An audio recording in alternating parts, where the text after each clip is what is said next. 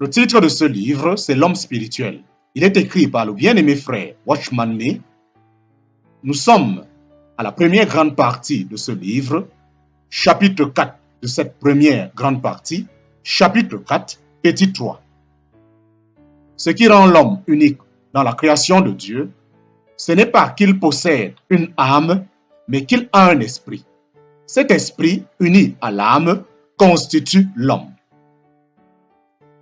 Une telle union fait de l'homme un être extraordinaire dans l'univers. L'âme de l'homme n'est pas reliée directement à Dieu. D'après la Bible, c'est son esprit qui se relie à Dieu. Dieu est esprit. Tous ceux qui l'adorent doivent donc l'adorer en esprit. L'esprit seul peut communier avec Dieu. L'esprit seul peut adorer l'esprit. C'est ainsi que nous trouvons dans la Bible des expressions telles que Dieu que je sers en mon esprit. En parenthèse, Romains chapitre 1, verset 9, Romains chapitre 7, verset 6, Romains chapitre 12, verset 7. Connaître par l'esprit. En parenthèse, 1 Corinthiens chapitre 2, verset 9 à 12. Adorer en esprit. En parenthèse, Jean chapitre 4, verset 23 à 24. Philippiens chapitre 3, verset 3. Recevoir en esprit la révélation de Dieu. En parenthèse, Apocalypse chapitre 1, verset 10. 1 Corinthiens chapitre 2, verset 10.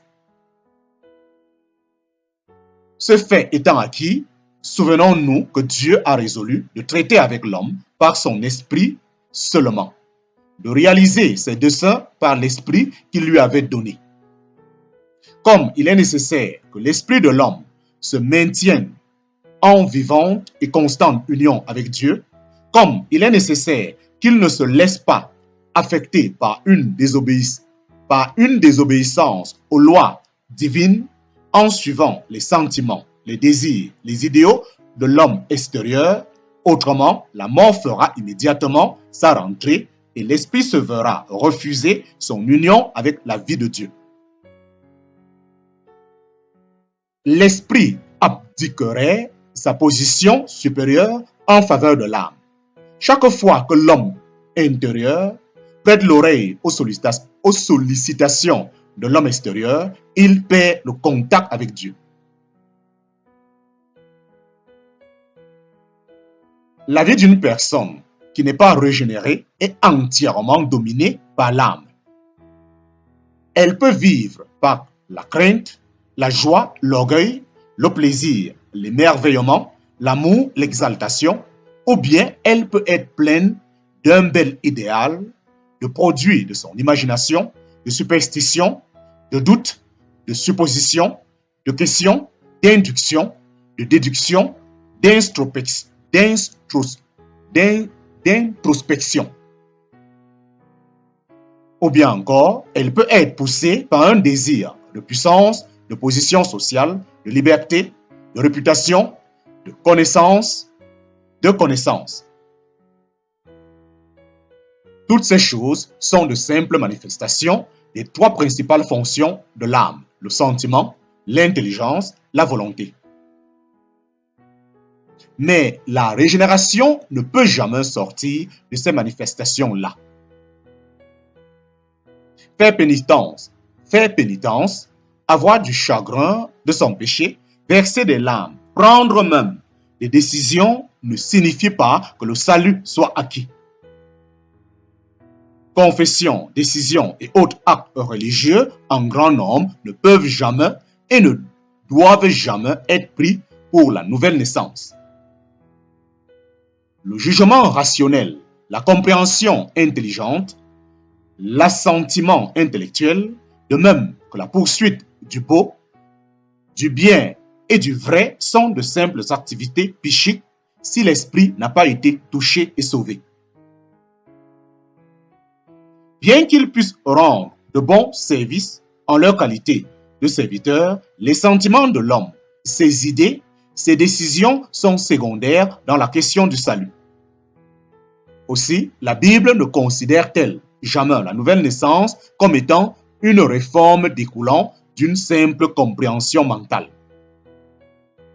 La nouvelle naissance biblique se traduit dans un domaine autrement plus profond, c'est dans l'esprit de l'homme qu'elle se produit. C'est là que l'homme reçoit la vie de Dieu par le Saint-Esprit. Le livre des Proverbes nous dit que l'esprit de l'homme est une lampe de l'Éternel. En parenthèse, Proverbes chapitre 20, verset 27. Au moment de la régénération, le Saint-Esprit pénètre l'esprit de l'homme et le vivifie, comme s'il allumait une lampe. C'est là le nouvel esprit mentionné dans Ézéchiel chapitre 36, verset 26. Le vieil esprit mort est ramené à la vie quand le Saint-Esprit lui infuse la vie incréée de Dieu. Avant la régénération, c'est l'âme qui, avant la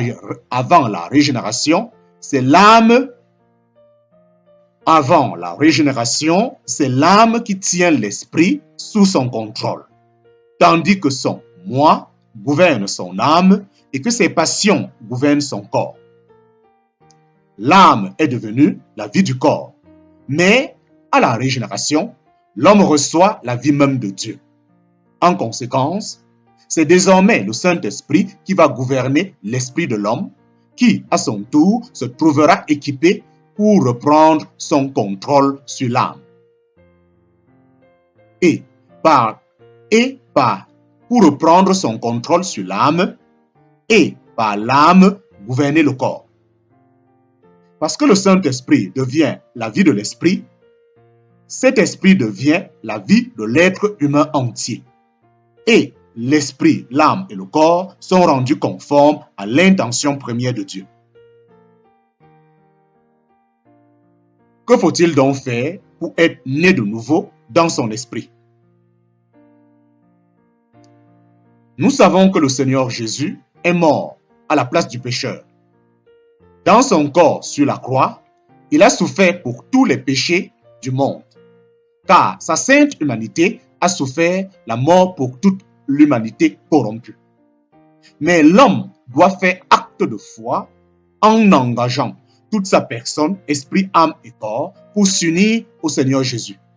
Il doit regarder la mort du Seigneur Jésus comme étant sa propre mort et la résurrection du Seigneur Jésus comme sa propre résurrection. Il doit faire un acte de foi et croire au Seigneur Jésus. En ce faisant, il est uni à lui dans sa mort et dans sa résurrection et il reçoit la vie éternelle. En parenthèse, Jean chapitre 17, verset 3. Qui est la vie spirituelle pour être régénéré. En croyant, on s'unit au Seigneur. Être uni à lui, c'est expérimenter tout ce que lui a expérimenté. Dans Jean chapitre 3, il nous apprend comment nous sommes unis à lui. Il nous apprend comment nous sommes unis à lui dans sa crucifixion et sa mort. Versets 14 et 15 de Jean chapitre 3.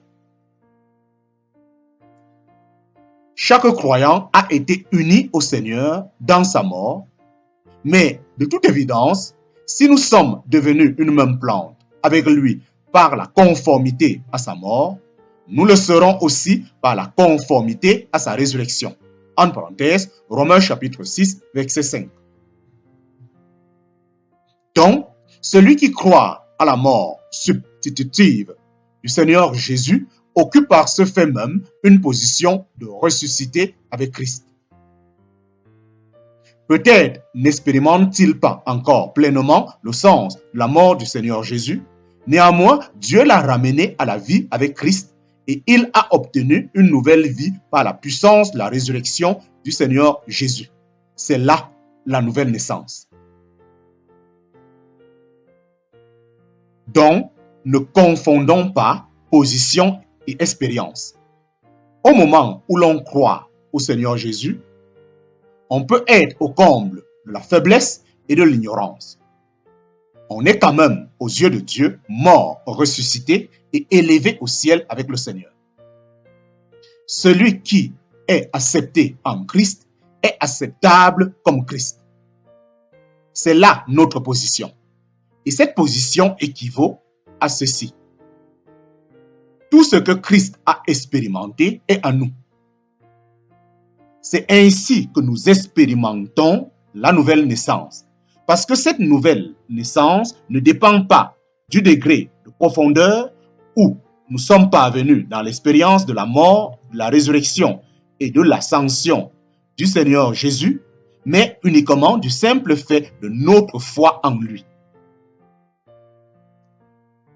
Même si, dans son expérience, un croyant est totalement ignorant de la puissance de résurrection de Christ, en parenthèse, Philippiens chapitre 3, verset 10, il n'en a pas moins été rendu vivant avec Christ. Il est ressuscité avec lui et il est assis avec lui dans les lieux célestes. En parenthèse, Éphésiens chapitre 2, versets 5 à 6. Il y a une autre chose que nous devons noter avec soin en ce qui concerne la régénération. C'est que par elle, nous avons reçu beaucoup plus que ce que nous possédions en Adam avant la chute. La vie que nous obtenons à la régénération, nous chrétiens, c'est la même que celle qu'Adam aurait pu avoir mais n'a jamais eue. La vie de Dieu. La régénération non seulement rétablit en la faisant remonter des ténèbres et du chaos, la relation originelle entre l'esprit et l'âme, elle procure de plus à l'homme la vie surnaturelle de Dieu. L'esprit de l'homme, cet esprit inténébré et déchu, est rendu vivant, fortifié qu'il est par le Saint-Esprit, quand la vie de Dieu est acceptée. C'est cela la nouvelle naissance. Le fondement sur lequel le Saint-Esprit peut régénérer un homme, c'est la croix. Jean chapitre 3, versets 14 à 15. La vie éternelle dont il est question dans Jean chapitre 3, verset 16, n'est autre que la vie de Dieu que le Saint-Esprit implante dans l'esprit de l'homme.